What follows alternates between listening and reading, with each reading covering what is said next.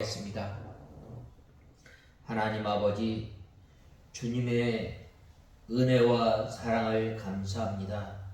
나와 같은 죄인을 불러서 하나님의 자녀로 삼아 주시고 거룩한 하나님의 백성으로 살아갈 수 있도록 때마다 시마다 우리에게 일용할 양식을 허락하여 주셔서 우리의 믿음이 떨어지지 않도록 늘 옆에서 우리의 믿음이 떨어지지 않도록 보호하여 주시고 인도하여 주신 은혜와 사랑을 감사합니다. 지난 한 주를 돌아볼 때에 저희들이 하나님께서 베풀어 주신 은혜, 하나님께서 베풀어 주신 사랑, 하나님께서 인도하여 주시고 보호하여 주신 그 은혜를 생각하며 살아야 할 저희들이 그 은혜와 사랑을 잃어버리고 산 배은망덕한 저희들을 불쌍히 여겨주시고 이 시간도 저희들을 향해서 수고하고 무거운 짐진 자들아 다 내게로 오라 라고 말씀하시며 죄의 짐을 지고 걸어가는 인생들을 향해서 이 세상에 무거운 짐을 지고 가는 우리 인생들을 향해서 저희들을 불러주시고 이 시간 저희들을 하나님의 말씀을 통해서 권고하여 주시고 또 우리에게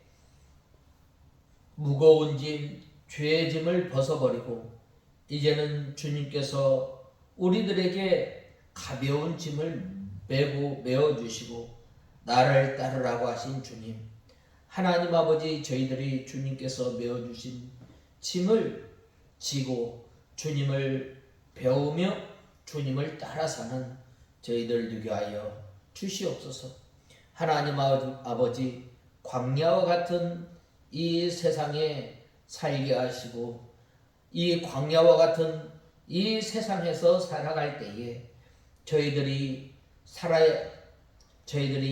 꼭 필요한 것 저희들에게 공급하여 주시고 저희들이 이 세상에 살아갈 때에 사람이 빵으로 사는 인생이 아니라 하나님의 입에서 나오는 말씀으로 살아가는 인생임을 알게 하시고 이 광야 여정 가운데서 홀로 두지 아니하시고 저희들을 보호하여 주시고 저희들을 인도하여 주시고 저희들에게 불기둥과 구름기둥으로 인도하여 주셔서 때마다 시마다 저희들이 낙심하고 실망하지 않도록 붙들어 주시고 인도하여 주신 주님, 하나님 아버지 이제는 저희들이 이스라엘 백성들이 이 광야 여정을 지날 때에 하나님을 의지하고 하나님을 바라보았던 것처럼 이제는 저희의 한날 한날 삶을 통해서 주님을 의지하고 주님을 신뢰하며 주님만 의지하고 바라보며 살아가는 저희들 되게 하여 주시옵소서. 하나님 아버지 우리 익산 창광교회를 주님께서 기억하시고 우리 익산 창광교회가 하나님 아버지 주님의 진리의 빛을 밝히 드러내며 하나님 아버지 세상과 구별되며 하나님의 진리의 빛을 밝히 드러내는 귀한 도구로 사용하여 주시옵소서. 하나님 아버지 이 시간 저희들 하나님의 말씀을 듣고자 합니다. 저희들을 주님의 진리 가운데로 인도하여 주시옵소서. 말씀을 전하는 종에게 능력의 손으로 붙들어 주시옵소서. 예수님의 이름으로 기도드리옵나이다. 아멘. 하나님의 말씀은 요한 1서 2장 1절에서 14절까지 봉독해 올리겠습니다.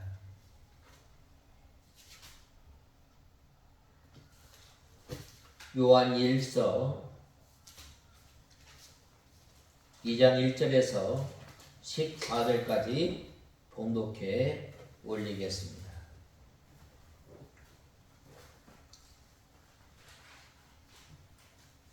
나의 자녀들아, 내가 이것들을 너희에게 쓰는 것은 너희로 죄를 짓지 않게 하려는 것이다. 만일 누가 죄를 지으면 하나님 앞에 변호자가 계시니 곧 의로우신 예수 그리스도이시다. 그분은 우리 죄를 위한 속죄 제물이시니 우리 죄뿐 아니라 온 세상의 죄를 위한 것이다. 넘어가서 13절에서 14절 봉독해 올리겠습니다. 아비들아, 너희에게 쓰는 것은 너희가 태초부터 계신 분을 알고 있기 때문이다. 청년들아, 내가 너희에게 쓰는 것은 너희가 악한 자를 이겼기 때문이다. 아이들아, 내가 너희에게 쓰는 것은 너희가 아버지를 알고 있기 때문이다. 아비들아, 내가 너희에게 쓰는 것은 너희가 태초부터 계신 분을 알고 있기 때문이다. 청년들아, 내가 너희에게 쓰는 것은 너희가 강하고 하나님의 말씀이 너희 안에 있으며 그 악한 자를 이겼기 때문이다. 오늘 본 말씀 1절 하반절에 보면 곧 의로우신 예수 그리스도이시다. 이 말씀을 중심으로 해서 오늘 본 말씀 요한 1서 2장 1절에서 14절 말씀을 상고하고자 합니다. 오늘 본문은 죄를 자백하는 자를 위한 중보자 예수 그리스도에 대해서 증거하고 있습니다. 즉 우리 성도가 죄를 범하였을 때 그 죄를 용서받을 수 있는 길은 우리의 대언자요 중보자이신 예수 그리스도께 있음을 증거하고 있습니다. 이는 전반부와 후반이 연계하여 성도가 어떻게 죄 사함을 받을 수 있는가를 보여줌과 동시에 예수 그리스도의 구주되심을 부인하는 이단자들의 미혹에 대해서 오직 예수 그리스도만이 인류의 유일한 구주되심을 강조하는 의미가 있습니다. 그래서 저는 오늘 1절 하반절 말씀에 보면 곧 의로우신 예수 그리스도이시다. 이 말씀을 제목으로 본문을 상고하고자 합니다. 첫 번째로 죄를 범치 않게 하려 함이라고 하였습니다. 오늘 본 말씀 1절 중반절에 보면 내가 이것들을 너희에게 쓰는 것은 너희로 죄를 짓지 않게 하려는 것이다 라고 말씀하고 있습니다. 여기에 오늘 본 말씀 초두에 보면 나의 자녀들이라 라고 말씀하고 있습니다. 나의 자녀들아. 이 사도 요한이 하나님의 말씀을 대언하는 입장에서 성도들을 자기 자녀처럼 사랑하는 심정에서 하는 말입니다. 이 사도 바울은 예수님 만나기 전에 또 예수님께서 이 길을 지나갈 때에 이 방해하는 사람들을 향해서 뭐라고 하였느냐면 예수님에게 불이 내려와서 저 사람들을 이 불살라 버리십시오 라고 하는 이 성격이 아주 급한 사람이었어요. 이 말보다는 주먹이 먼저 나간 사람이었어요. 그런데 그가 하나님을 만나고 또 예수님을 만나고 예수님과 동행하며 예수님의 사랑에 깊이 들어갈수록 그가 말년에는 이 들것에 들려서 이 하나님의 말씀을 전할 때에 사랑하는 자들아 서로 사랑하라 라고 말씀하고 있습니다. 왜 그런가? 그는 이 예수 그리스도를 만난 다음에 예수 그리스도와 함께 예수 그리스도의 사랑 가운데 거하는 삶이 되었던 것입니다. 이 사도 요한은 어떤 제자들보다 예수님의 사랑을 많이 받았던 거예요. 그 이 사랑이 예수님으로부터 받았던 이 사랑이 흘러 넘치기 시작하였던 것입니다. 그래서 오늘 본 말씀 초두에 사랑하는 자들아, 이것은 마치 부모님이 자기 자녀들을 사랑하는 이 심정에서 나왔던 것입니다. 이 사도 요한이 이 편지를 쓸 당시에 나이가 많았으므로 이 나이로 보아도 또 성도를 가리켜서 자녀라 할 만하고 또 신앙의 입장에서도 자녀라고 부를 만한 것입니다. 이 참 신앙생활을 오래 하면 오래 할수록 어떻게 돼요? 다른 사람을 사랑하게 되는 거예요. 우리가 하나님의 사랑을 많이 받았어요. 우리가 하나님의 사랑 가운데 이 하나님의 충만한 이 사랑 가운데 살아가는 이 성도는 바로 점점 이 온유할 수밖에 없습니다. 왜 이 편지를 썼는가? 그것은 너희로 죄를 범치 않게 하려 함이라 라고 말씀하고 있습니다. 너희로 죄를 짓지 않게 하려는 것이다 라고 말씀하고 있습니다. 사도 요한이 본서를 기록하고 있는 그 목적은 성도들로 하여금 죄를 범치 않게 하려는 것이라고 하였습니다. 하나님께서 자주 권면하시고 교훈하시는 것도 우리 성도들로 하여금 죄를 범치 않게 하려는 것입니다. 우리가 죄를 범하지 않으려면 먼저 소극적으로 죄와 싸우는 일, 적극적으로는 의를 향할 때 하나님의 말씀을 순종해 나갈 때에 죄는 물러가게 되는 것입니다. 우리가 믿음의 선한 싸움을 할 때에 죄와 힘써 피 흘리기까지 싸우는 것도 싸워야 하지만 좀 더 적극적으로 우리가 믿음의 선한 싸움을 싸우는 것은 힘써 하나님의 말씀을 순종해 나가는 것입니다. 우리가 어떤 말씀을 순종해야 하는가? 하나님께서 우리에게 각자에게 주신 그 말씀을 붙들고 힘써 순종하려고 애쓰는 것입니다. 또 오늘날 이 시대에 우리에게 주어진 이 말씀을 지키는 거예요. 이 시대에 우리에게 주어진 말씀은 구별된 생활을 하는 것입니다. 정결된 생활을 하는 것입니다. 이 세대를 본받지 말고 오직 이 하나님 앞에 영적으로 믿음으로 예배를 드려야 합니다. 이 시간 예배를 드릴 때에 온 힘과 온 마음을 바쳐서 우리가 예배 드릴 때에 성령 하나님께서 이 시간 우리 심령을 주장하시고 또한 역사하여 주셔서 하나님의 말씀을 받을 때에 사람의 말로 받지 아니하고 하나님의 말씀으로 받아서 우리가 이 말씀을 생명의 말씀으로 또한 또 우리에게 영의 양식으로 삼고 나가야 하는 것을 말씀하고 있습니다.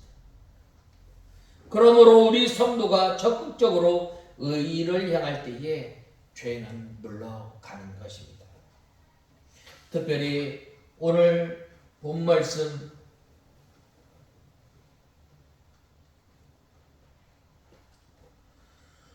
본 말씀 1절에 보면 뭐라고 말씀하였어요? 1절 말씀에 보면 나의 자녀들아 내가 이것들을 너희에게 쓰는 것은 너희로 죄를 짓지 않게 하려는 것이다. 만일 누가 죄를 지으면 아버지 앞에서 변호자가 계시니 곧 의로우신 예수 그리스도라라고 말씀하고 있습니다. 이 특별히 성경에서 하나님과 인간 사이에 이 화해의 역할을 하는 사람을 중보자라고 말씀하고 있습니다. 아브라함과 모세 그리고 구약의 선지자들과 제사장들이 그 대표적인 예입니다. 그러나 이들은 불완전한 인간들입니다. 때문에 그들은 완전한 중보의 역할을 하지 못했습니다. 그래서 해마다 속죄제를 제사를 거듭해야 하는 것이 그들의 중보 사역의 불완전성을 증거합니다. 반대로 의로우신 예수님께서는 어떻습니까? 바로 중보자로서의 그 자격과 성취도는 어떤가? 인간의 연약함을 친히 체휼하신 분으로 흠없는 자신을 화목제물로 드렸기에 그분께서는 단 한 번으로 자신의 죄를 위해 제사를 드릴 필요가 없는 완전한 속죄 사역을 이루셨던 것입니다. 그렇기에 이런 예수님에 대하여 성경은 이러한 제사장은 우리에게 합당하니 거룩하고 악이 없고 죄인에게서 떠나 계시고 하늘보다 높이 되실 자라. 저 대제사장들이 먼저 자기 죄를 위하고 다음에 백성의 죄를 위하여 날마다 제사 드리는 것과 같이 할 필요가 없으니 이는 저가 단번에 자기를 드려 이루었음이니라 라고 히브리서 7장 27절에 말씀하고 있습니다. 예수님을 참 제사장님이며 참 대속제물로 칭하고 있습니다. 예수님께서는 우리의 참된 중보자이십니다. 그분께서는 우리의 죄를 대속하셨습니다. 우리를 위해서 친히 십자가에 못 박혀 죽으심으로 말미암아 성전의 휘장 위에서 아래로 쫙 갈라집니다. 이것은 과거의 시간이 아닙니다.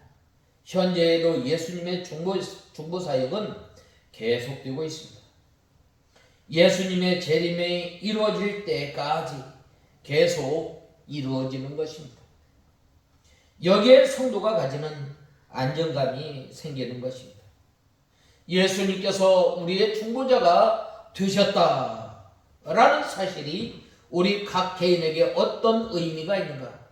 곧 있을 예수 그리스도의 재림의 날 마지막 심판대 앞에서 영원한 생명과 영원한 형벌 중 하나를 선고받아야 할 존재입니다.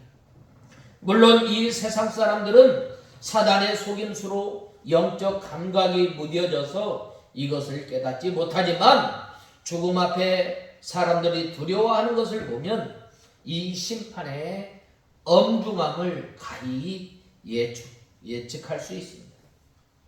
그런데 우리 성도들에게는 누가 있다고 했습니까? 바로 완전한 대언자, 즉 우리를 대신하여 하나님께 변호해줄 가장 확실한 변호자가 있다는 말입니다. 그가 죄인인가? 그는 죄인입니다 라고 외치는 사단 앞에서 재판장 되시는 하나님께 나아가 내가 그의 죄를 대신해서 십자가에 못 박히지 않았습니까? 라고 우리를 위해서 대언해 줄 예수 그리스도가 있다라는 말입니다. 그래서 예수님께서 친히 이렇게 말씀하신다는 것입니다. 그것도 우리의 값없이 아무런 우리의 어떤 조건으로도 이것을 우리의 아무런 값도 없이 예수님께서 이렇게 우리를 구원하여 주시고 하나님의 자녀로 삼아 주신 것입니다. 이것은 무료입니다. 값이 없습니다. 그러나 그 값을 치르는 그 대상은 엄청난 희생, 엄청난 값을 지불해야 하는 것입니다. 하나님께서 우리 죄인들을 위해서 예수 그리스도를 이 땅에 보내십니다. 이 땅에 보내셔서 우리와 함께 하시고 또 우리의 어려운 일들을 친히 체결하게 하시고 또 우리를 위해서 친히 십자가에 못 박혀 죽게 하신 거예요. 이 십자가 사건에는 하나님의 위대한 사랑, 하나님의 큰 엄중한 심판을 동시에 나타나고 있습니다. 자기의 아들이라 할지라도 죄가 있을 때 바로 심판하시는 공의의 하나님인과 동시에 사랑의 하나님을 동시에 나타내고 있습니다. 이 얼마나 큰 은혜예요. 그러므로 우리는 이 본절의 말씀을 냉랭한 이 목소리로 읽을 수 없습니다. 이러한 확실한 이 사실이 주는 평안과 안정감, 주님의 은혜로 인해 감격에 빠져야 합니다. 참 우리는 하나님 앞에 나갈 수 없지만 예수님께서 우리를 위해서 십자가에 못 박혀 죽으시고 우리의 속죄제물이 되어주시고 우리의 화목제물이 되어주셔서 하나님의 은혜의 보좌 앞에 담대히 나갈 수 있는 거예요. 그 하나님의 이름을 감히 우리는 부를 수 없지만 하나님의 그 크신 은혜로 말미암아 하나님의 이름을 부를 수 있게 되고 하나님 앞에 담대히 나가게 되는 거예요. 이것이 우리의 대언자가 되시기를 자청하신 분의 마음을 기쁘시게 하며 그의 십자가의 죽음과 중보사역이 결코 헛된 것이 아님을 인정하고 또 그것을 찬송하는 자의 마땅한 자세인 것입니다. 그러므로 우리는 대언자 되신 예수 그리스도를 믿음으로 마지막 심판 때까지 초조해하지도 말고 두려워 떨지도 말고 오직 우리의 길을 걸어가야 합니다. 하나님께서는 이 빛이십니다.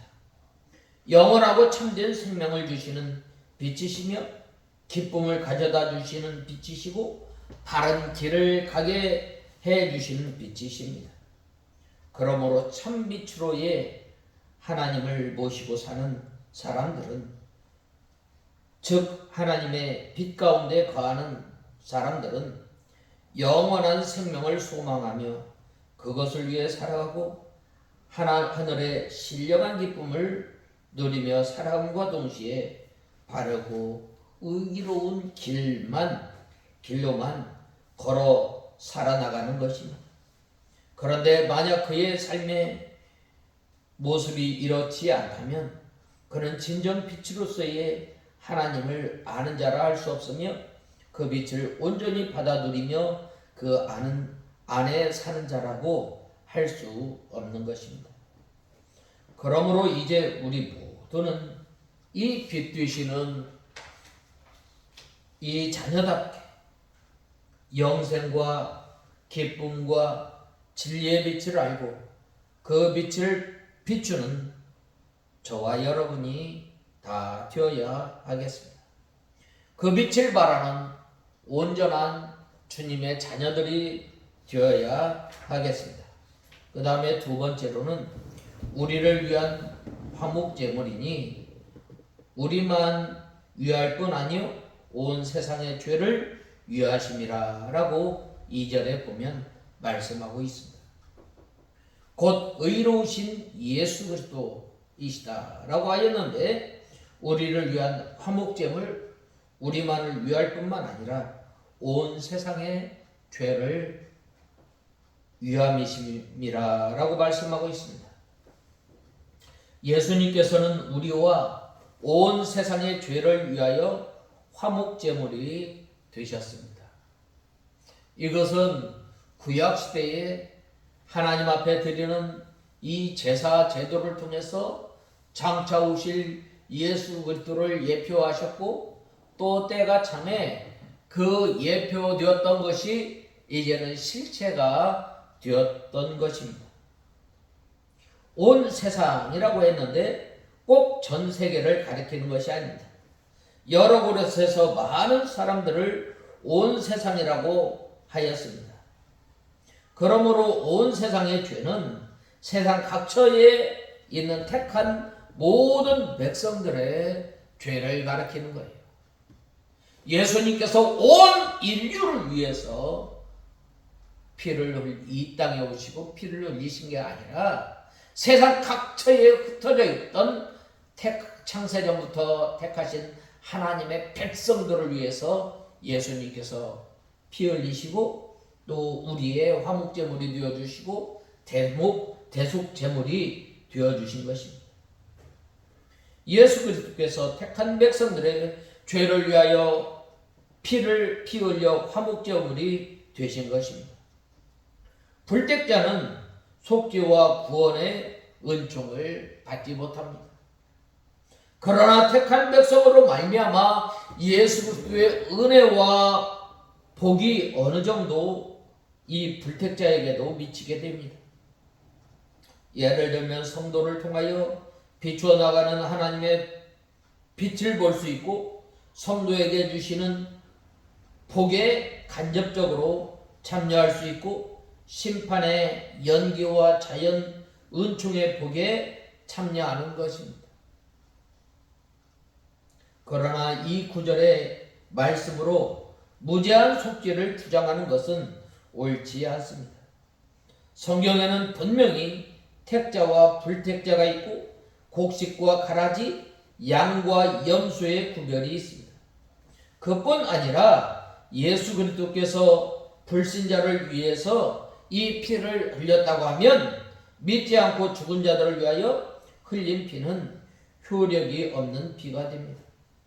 그러므로 그 주장은 이 예수 그리스도의 피를 무능한 피로 만드는 극히 잘못된 주장입니다. 예수 그리스도께서는 택한 백성들의 죄를 위하여 화목제물이 되신 것이 분명합니다. 그러므로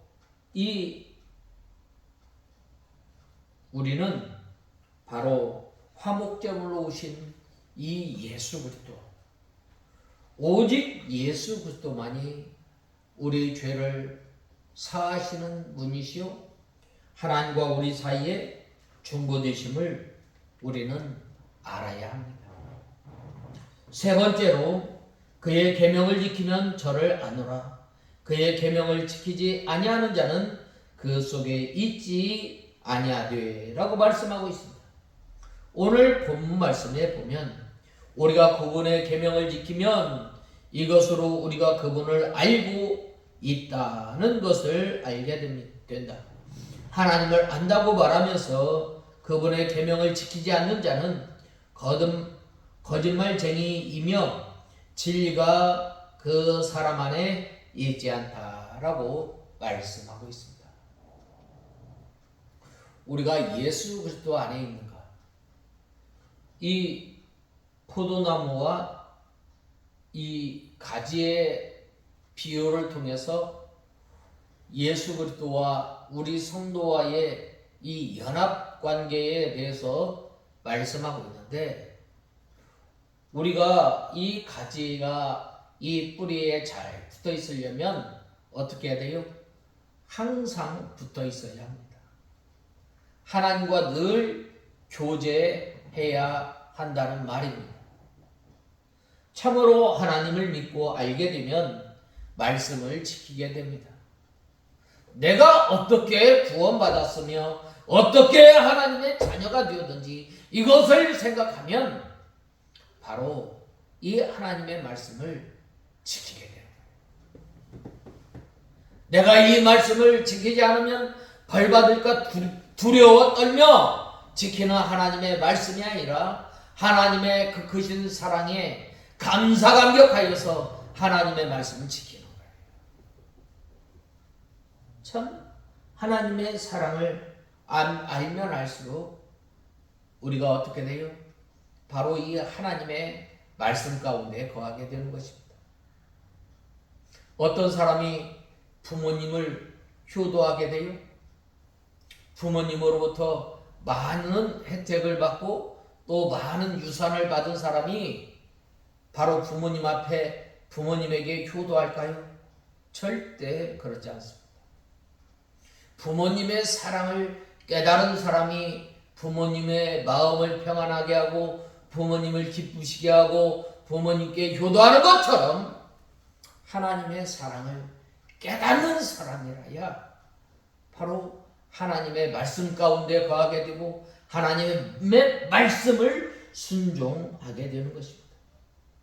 이것은 마치 왕을 아는 사람이 왕의 명령을 지키는 것과 같습니다.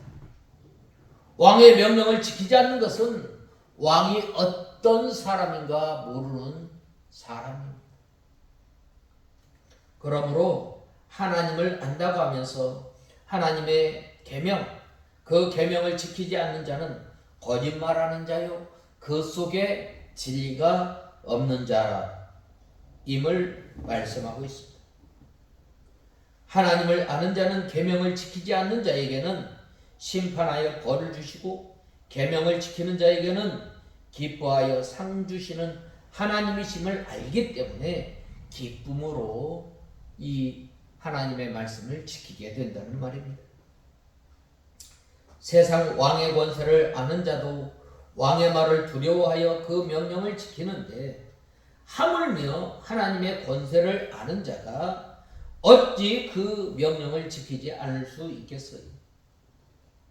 이 명령은 하나님의 명령을 가리키는 것입니다. 요한복음 15장 10절 3장 6절에서는 주의 계명을 3절에서 6절에서는 주의 계명을 지키는 자가 주와 연합한 자이며 하나님과 교제하는 자임을 밝히고 있습니다. 하나님과 교제한다는 말은 바꾸어서 말하면 하나님을 아는 것이라고 말할 수 있습니다. 여기서 안다라는 말은 지식적으로 아는 것이 아니라 하나님과 동행하며 하나님의 말씀을 순종하면서 믿음으로 살아갈 때에 하나님에 대해서 이 경험적으로 알아가는 것입니다. 경험적으로 우리가 경험적으로 하나님을 알아가려면 어떻게 돼요? 먼저 하나님의 말씀을 읽고 또 하나님과 교통하는 생활을 해야 돼요. 하나님과 교통하는 생활을 하지 못한다 라고 하면 그 사람은 하나님을 바로 알 수 없습니다.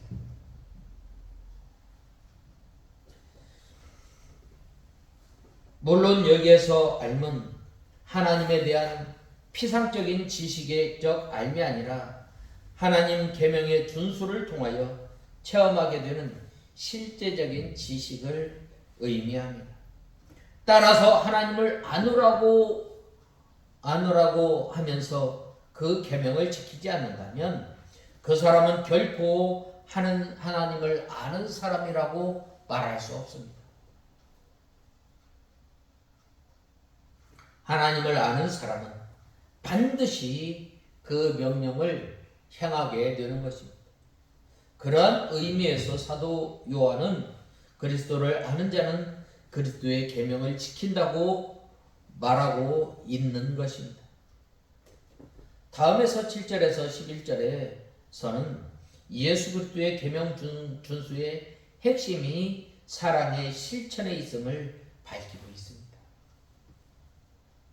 특별히 사도 요한은 여기에서 형제 사랑의 실천 계명이 결코 이전에 없었던 새로운 이 계명이 아니라 수신자들이 이미 가진 옛 계명이요 새 계명이라고 언급하고 있는데 이는 사랑의 계명이 구약 시대부터 줄곧 있었고 그러면서도 그 계명은 영원 불변의 진리인 동시에 사랑의 본질이신 예수 그리스도께서 이 세상에 오심으로 어두움이 사라지고 죄악된 세상이 사랑의 빛이 비추었기 때문입니다. 바로 그러한 의미에서 예수님께서도 새 계명을 너희에게 주노니 서로 사랑하라 라고 요한복음 13장 34절에 말씀하고 있습니다. 특별히 본 말씀 3절에 보면 우리가 그의 계명을 지키면 이로써 우리가 저를 아는 줄로 알 것이요 라고 말씀하고 있습니다. 하나님과 예수님을 안다라는 말은 다른 복음서에 비해 요한복음에서 특별히 많이 등장하고 있습니다. 또 요한서 서신에서도 중요한 의미로 나타내는 동사입니다.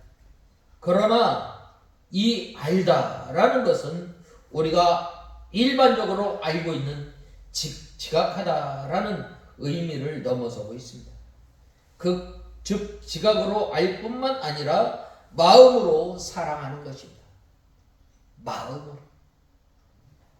이러한 맥락에서 본절은 하나님의 사랑과 예수 그리스도의 크신 은혜를 받은 성도들에게는 어떤 증거가 나타나는가의 문제를 다루고 있는 것입니다.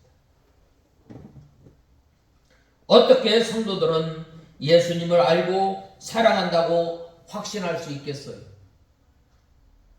또 어떤 것으로 보이지 않는 사랑을 증명할 수 있겠는가? 이 문제에 대해서 사도 요한은 분명한 답을 주고 있습니다. 계명을 지키는 자가 하나님을 안다고 할 수 있다라고 말씀하고 있습니다. 예수님께서도 나의 계명을 가지고 지키는 자라야 나를 사랑하는 자니 나를 사랑하는 자는 내 아버지께 사랑받을 것이요 나도 그를 사랑하여 그에게 나를 나타내리라 라고 요한복음 14장 21절에 말씀하고 있습니다. 실로 안타까운 사실은 많은 사람들이 예수 그리스도의 크신 은혜 그분의 계속하심을 이용하고 있다는 사실입니다. 즉 하나님께서 우리의 모든 죄를 예수 그리스도의 죽음을 통해서 사하셨기 때문에 아무렇게나 살아야 한다고 주장하는 사람들이 있고 또 그 교회들이 있습니다. 그래서 그러한 교회에서는 내가 이제는 하나님의 은혜로 말미암아 구원받았고 하나님의 자녀가 되었으니 이제는 회개할 필요가 없다. 내가 왜 죄인이냐? 라고 주장하는 사람들이 있어요. 또 무슨 죄를 지어도 이미 하나님께서 다 용서하시기 때문이라는 것입니다. 그러나 사도 바울도 이 점에 대해서 분명하게 말씀하고 있습니다. 그런즉 어찌하리요? 우리가 법 아래 있지 아니하고 은혜 아래 있으니 죄를 지으리요? 결코 그럴 수 없느니라 라고 로마서 6장 15절에 말씀하고 있습니다. 하나님의 은혜를 받은 사람, 하나님의 사랑을 받은 사람들은 죄의 종이 아니라 이제는 의의 종이라는 말입니다. 죄에 얽매여서 살아가는 인생이 아니라 하나님의 말씀을 붙들고 살아가는 인생임을 우리에게 말씀하고 있습니다. 의의 종은 하나님께서 주신 말씀을 지켜나가 사는 것입니다. 이 명령은 단순히 율법을 지켜야 하는 의무사항이 아닙니다.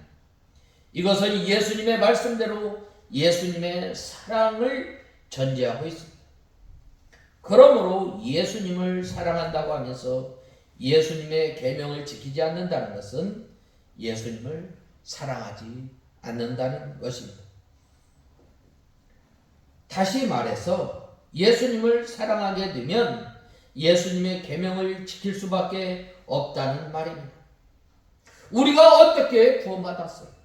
우리의 능력으로 우리의 힘으로 구원받은 것이 아니에요. 전적인 하나님의 은혜로 말미암아 값없이 하나님께서 우리에게 은혜로 베풀어 주신 거예요.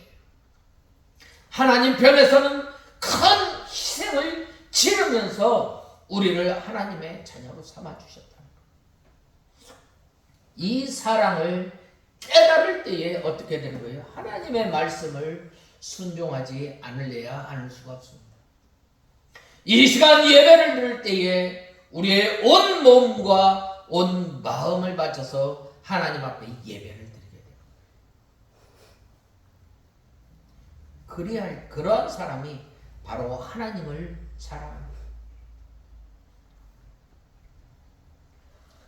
사랑하는 연인 사이에 서로의 말을 듣고 그 말대로 해주려는 이 자발적인 마음이 있습니다. 뿐만 아니라 상대방의 말 이상으로 마음을 감동시키기 위해 기쁘게 행동하지 않아요. 예수님께서는 바로 이러한 마음을 원하시는 것입니다. 예수님에 대한 우리의 사랑을 무엇으로 증명할 수 있는 말인가? 아니면 예물인가? 아닙니다. 오직 한 가지, 바로 사랑하는 예수님의 말씀을 따라 이 세상에서 살아가는 거예요. 이것이 바로 예수님께서 우리를 위해 중보자가 되신 거예요. 이 본 말씀 4절에 보면 저를 아노라 하고 그의 계명을 지키지 아니하는 자는 거짓말하는 자요 진리가 그 속에 있지 아니하되 라고 말씀하고 있습니다. 여기 4절에 보면 하나님을 안다고 말하면서 그분의 계명을 지키지 않는 자는 거짓말쟁이이며 진리가 그 사람 안에 있지 않다라고 말씀하고 있습니다. 예수님을 안다고 할지라도 그의 말씀대로 살지 않으면 예수님을 안다고 말할 수 없습니다. 결국 그 사람의 열매가 예수님을 닮았는가를 통해 그가 진정으로 주님을 아는 자인지를 판단할 수 있다는 것입니다. 이 영적인 원리를 일반화시키면 우리의 속은 겉으로 표출되기에 겉을 보는 것은 속을 알 수 있는 한 척도가 된다는 말입니다. 결국 신앙에 있어서도 내적 동기에 따라 행동이 나타나며 행동을 통해서 내적 동기를 판단할 수 있기 때문입니다. 행동을 통해 내적 동기를 판단할 수 있는 모종의 인과율이 작용한다는 것입니다. 우리나라 속담에 어떤 속담이 있어요? 콩 심은 데 콩나무고 팥 심은 데 팥난다고 했어요. 예수님께서는 그 열매로 말미암아 안다라고 말씀하고 있습니다.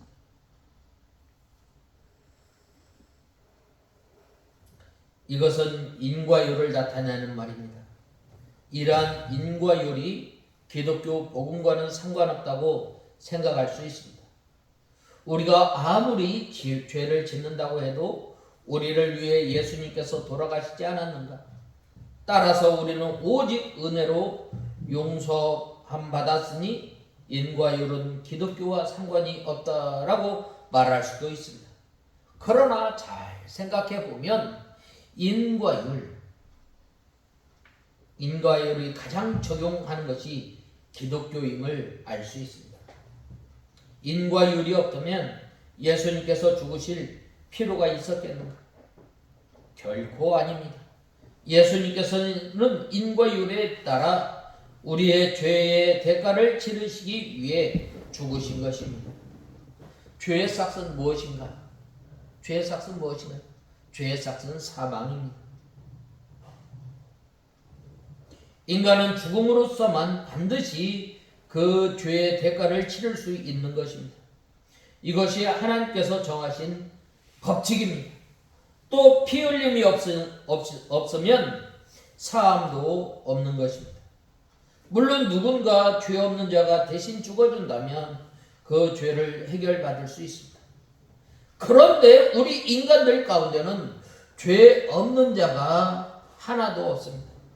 왜냐하면 아담의 자손으로 난 자는 다 아담의 원죄를 물려받았기 때문입니다. 그래서 제2위 성자 하나님께서 여자의 후손으로 오셔서 우리 인간을 대신하여 죽으심으로 죄값을 치르신 것입니다. 이렇게 기독교는 철저히 인과율에 적용하는 이 종교인 것입니다. 이러한 인과율의 원칙은 우리의 마음과 행위에만 적용하는 신앙 원칙이 아닙니다. 신앙이 아닌 인생 전반에 걸쳐 있는 중요한 이 원리이기도 합니다. 경제의 문제에 있어서 작용하는 큰 원칙이 무엇입니까? 바로 심는 대로 거둔다는 것입니다. 많이 심은 자는 많이 거두고 적게 거둔 자는 적게 거두는 법입니다. 죄와 선도 마찬가지입니다. 죄를 심으면 형벌을 받고 의를 심으면 영광을 얻는 것입니다. 이것은 너희는 의인에게서 복이 있으리라 말하리라. 그들은 그 행위의 열매를 먹을 것이며 악인에게는 화가 있느니라. 화가 있을 것은 그 속으로 행한 대로 보응받을 것임이니라 라고 이사야서 3장 10절에서 11절에 말씀하고 있습니다. 그러므로 우리 성도는 요행과 우연에 대한 막연한 기대를 철저히 버려야 합니다. 배격해야 합니다. 그러면 오늘날 우리의 모습은 어떠한가? 주님께 마음과 힘과 정성과 노력과 예물을 드리지 않고 풍성한 열매만을 원할 때가 있습니다. 행함으로 믿음을 보이지도 않고 대단한 신앙의 소유자로 인정받기를 간절히 바라고 있습니다. 때문에 교회에서 재직을 임명하는데 잡음이 끊이지 않는 때가 얼마나 많이 있습니다. 또 복권을 사놓고 몇 번 기도했기에 당첨될 것이라고 확신하다가 기대에 부응하지 않는 결과 때문에 하나님 앞에서 투덜대기도 합니다. 왜 그런가? 심는 대로 거둔다는 이 원리보다는 심지 않고도 거두기를 바라는 사행심이 있기 때문입니다. 우리가 요행과 우연을 은근히 기대하고 있다면 그것은 거짓말을 하는 것과 다름없는 행동임을 마음 깊이 새겨야 합니다. 그리고 성실과 정직한 모습으로 심는 대로 거두는 법을 믿으며 우리의 자리에서 우리가 심어야 할 것, 곧 기도, 행함, 믿음, 사랑, 여러 가지 것을 이 삼으시기를 바라야 하겠습니다. 하나님의 말씀을 순종하는 것, 하나님 앞에 기도하는 것, 이것들을 삼으시는 저와 여러분이 다 되어야 합니다. 그 다음에 네 번째로는 그의 말을 지키는 자는 하나님의 사랑이 참으로 그 속에서 온전케 되었나니 이로써 우리가 저 안에 있는 줄 아노라 라고 말씀하고 있습니다. 누구든지 성경 말씀을 하나님의 말씀으로 믿고 지키면 하나님의 사랑과 또 생명이 그 사람 안에서 온전하게 됩니다. 왜 그런가? 그 이유는 하나님의 말씀은 사랑이요 생명이요 능력이기 때문입니다. 하나님의 사랑이 그 속에서 온전케 되었느니라 라고 말씀하고 있는데 하나님의 사랑이 그 속에 역사하여 다른 사람을 사랑하게 되었다는 것입니다. 예수님께서 나를 위해서 아무런 값도 없이 아무런 대가 없이 우리를 위해서 죽어주시고 또 하나님께서 우리에게 사랑을 베푸신 거예요. 그 사랑에 감사감격하여서 어떻게 돼요? 다른 사람도 사랑하게 되고 또 원수까지 사랑하게 됩니다.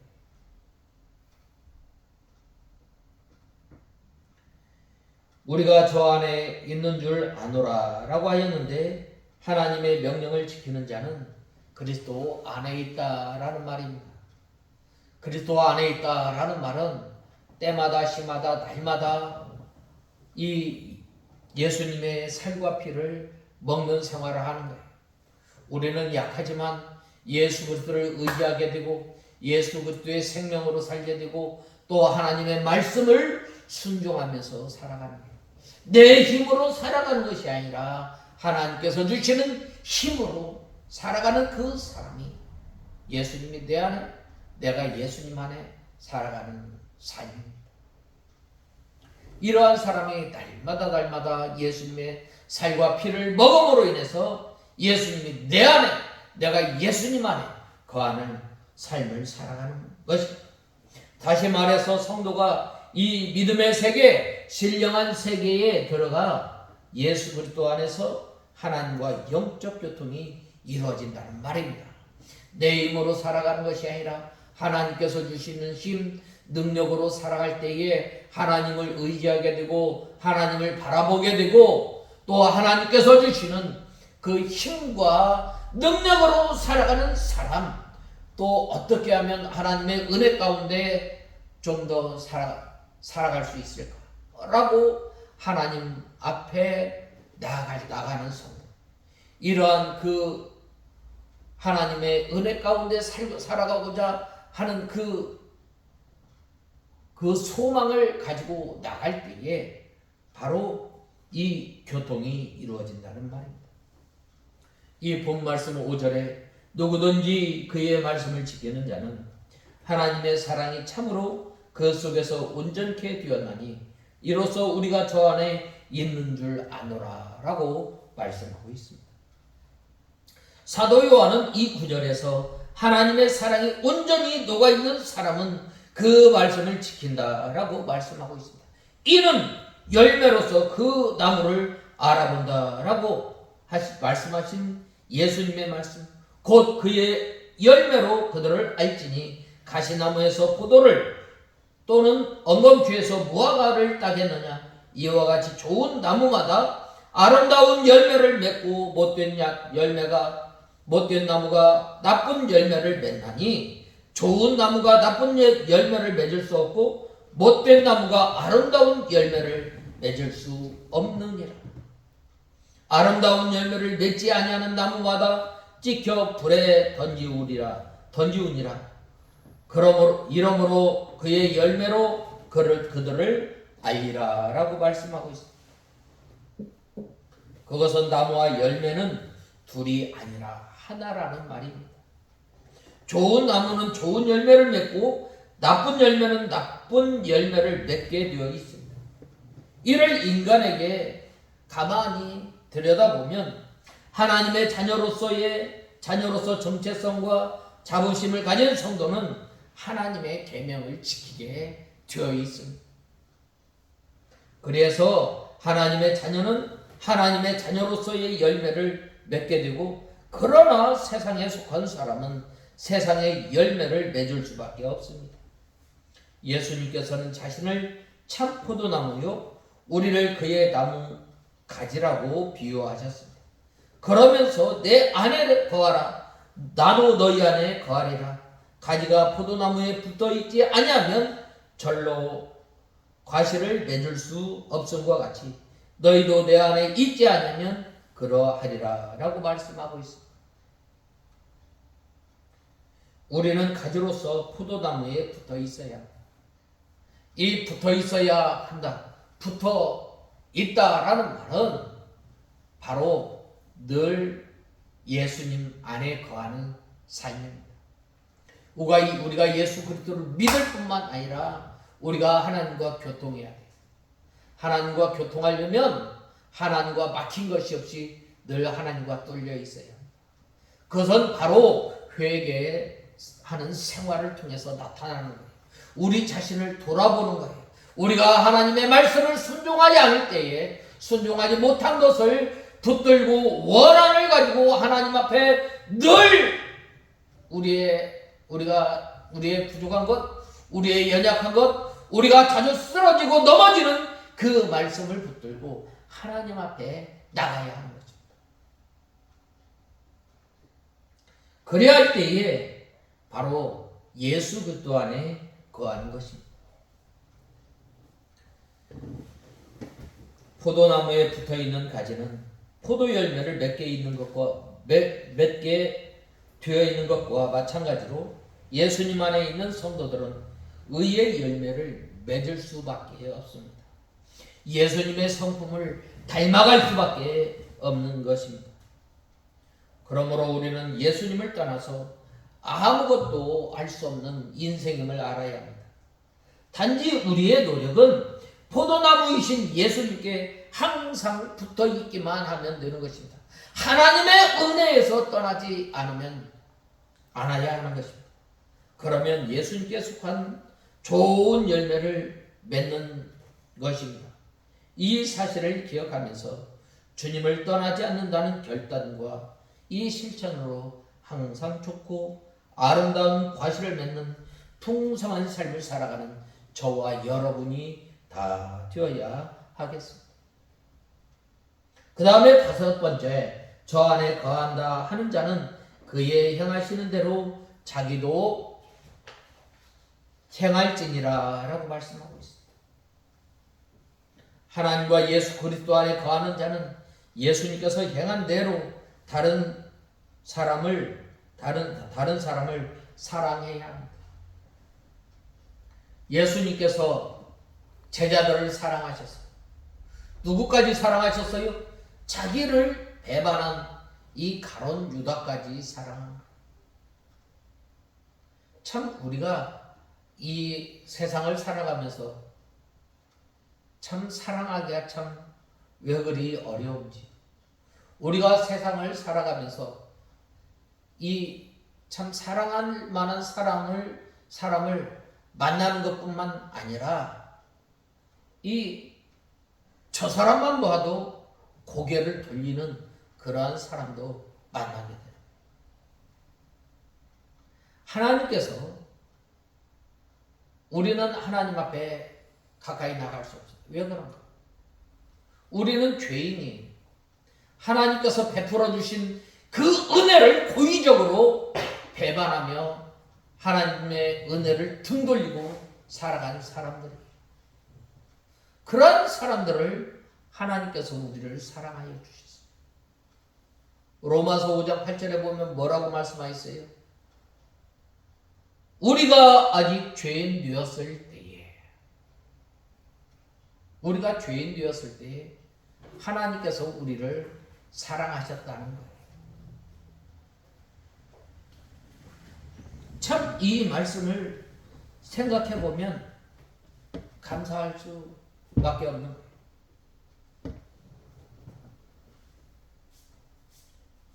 우리가 왜 다른 사람을 사랑해야 하는가? 그 이유는 예수 그리스도 안에 거하는 사람은 그의 인도와 주장을 받고 그의 계명을 지키기 때문입니다. 우리가 하나님 안에 거하고 또 하나님의 사랑 가운데 하나님께서 예수님께서 행하신 그대로 살아가려고 하면은, 예수님을 배우려고 하면, 예수님을 따라 살아가려고 하면 그의 주장과 또 인도를 받아야 합니다. 우리가 그의 인도와 주장을 받으려면 어떻게 해야 합니까? 먼저 우리가 하나님의 말씀을 읽어야 돼요. 하나님의 말씀을 주야로 묵상하는 것입니다. 또 우리가 배운 그 말씀을 우리의 심령에 잘 새겨서 그 말씀이 흘려 떠내보내지 않도록 우리가 힘써야 합니다. 그러려면 우리가 하나님의 말씀을 읽고 듣고 묵상해야 합니다. 또 그 말씀을 붙들고 한 날 한 날 살아야 하는 것입니다. 또 우리가 이 하나님의 인도와 주장을 어떻게 받을 수 있는가? 바로 이 하나님과 하나님 앞에 나아가 기도하는 것입니다. 우리가 기도하지 않고 하나님의 뜻을 다 헤아릴 수가 없습니다. 어떻게 하면 하나님을 기쁘시게 할까? 어떻게 하면 내가 한 날 한 날 살아가면서 예수 그리스도를 닮아가며 예수님께서 행하신 그 본을 보이신 그 본을 따라갈 수 있을까? 이 인도와 주장을 잘 받아야 합니다. 그 다음에는 우리가 하나님의 인도와 주장을 잘 받는 것은 바로 교역자를 통해서 알 수 있습니다. 그 다음에는 우리가 이 인도와 주장을 잘 받아 나가는 것은 이 성령을 소멸치 말아야 합니다.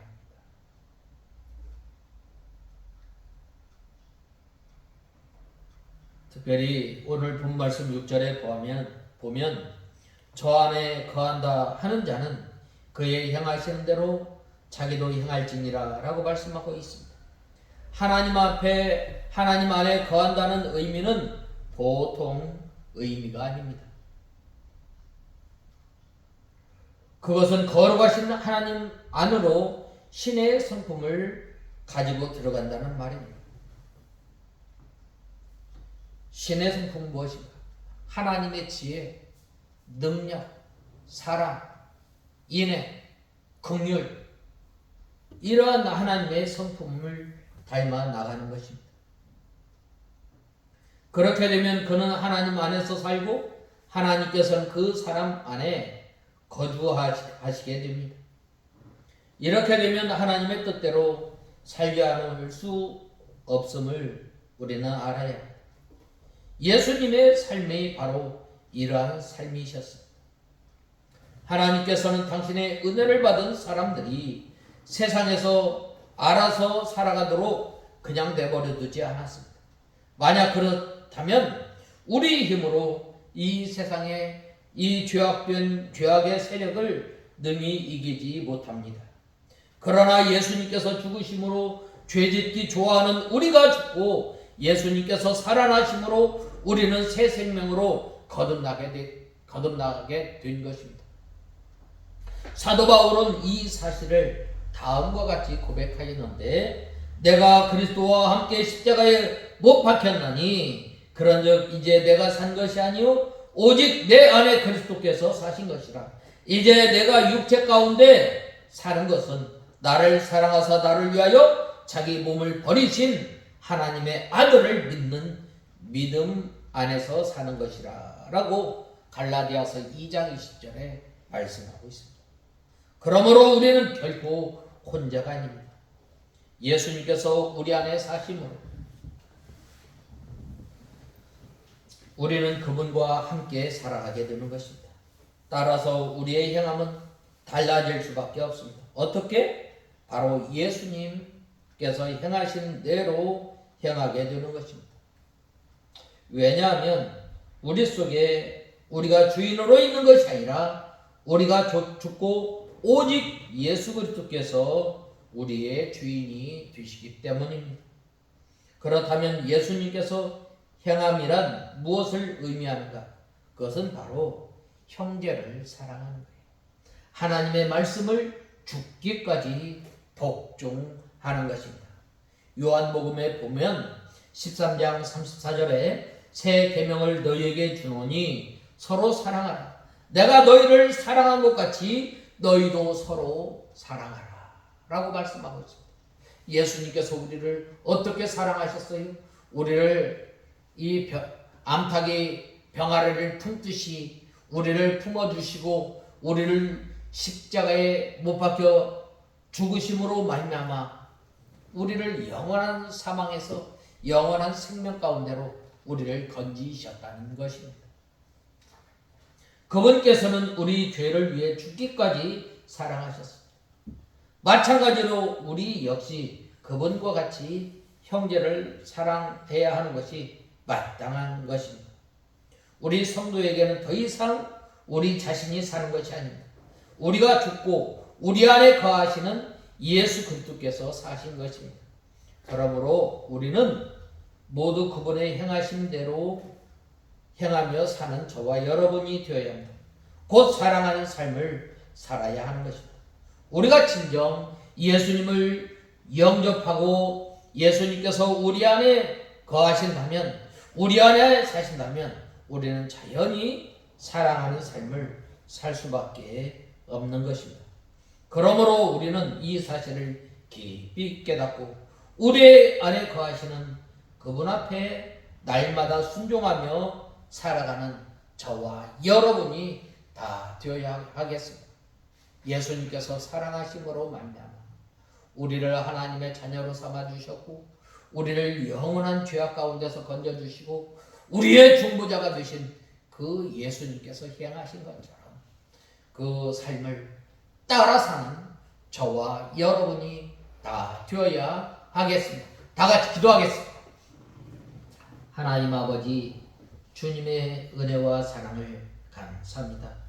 곧 의로우신 예수님께서 우리의 중보자가 되시고 우리의 죄를 용서하셔서 영원한 사망에서 영원한 생명으로 옮기시고 이제는 저희들이 예수님을 따라 사는 삶을 통해서 저희들이 예수님 안에, 예수님이 내 안에 거하는 삶을 살아가는 저희들 되게 하여 주시옵소서. 예수님의 이름으로 간절히 기도드리옵나이다.